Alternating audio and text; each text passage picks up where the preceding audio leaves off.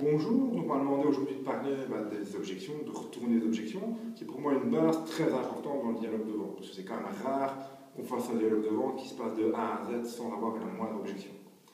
Et la première étape par rapport à une retourner une objection, c'est vraiment de travailler sur son mental.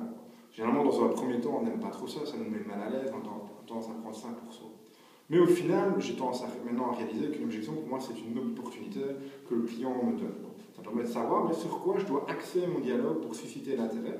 Et puis j'ai tendance à prendre ça comme un message et me dire, tu m'as pas assez impulsé, tu m'as pas assez donné envie, continue. Et c'est vraiment comme ça, je pense qu'il faut saisir l'objection. Maintenant, voyons un peu la pratique, comment retourner l'objection. Mais la première étape, qui est pour moi la plus importante, c'est vraiment aller dans le sens du prospect, aller dans son sens, et de se montrer empathique, donc ne pas aller à l'opposition, ne pas aller dans le duel de rhétorique à ce sujet-là. Très simplement, d'une part parce que c'est fatigant, et d'une part c'est totalement inefficace.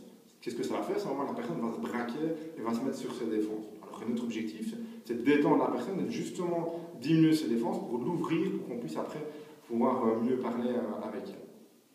Ce qu'on peut aussi utiliser, c'est le body language, aussi faire quelques pas en arrière, et se montrer indifférent. On va montrer que l'objection pourrait nous atteindre.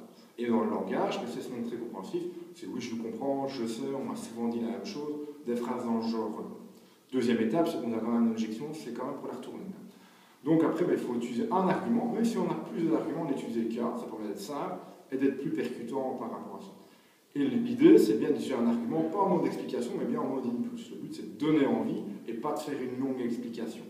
Donc généralement, j'utilise des phrases d'accroche pour justement impulser dans l'argument que j'utilise. Et la troisième étape, la dernière étape, c'est d'utiliser l'argument qu'on a fait sous une forme de question qui amène un oui. Comme ça, de oui en oui, mais la personne avance vers nous et ça avance vers le Saint Graal qui est la signature du contrat. Et c'est quand même pour ça qu'on est là.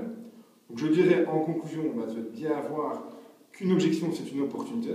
Comme on me le dit souvent ici chez Amco, les optimistes voient dans les difficultés des opportunités, alors que les pessimistes voient des difficultés dans les opportunités. Donc allez sur le terrain, retournez les objections et faites-vous un maximum d'argent. Et sinon, vous pouvez toujours me téléphoner pour vous aider.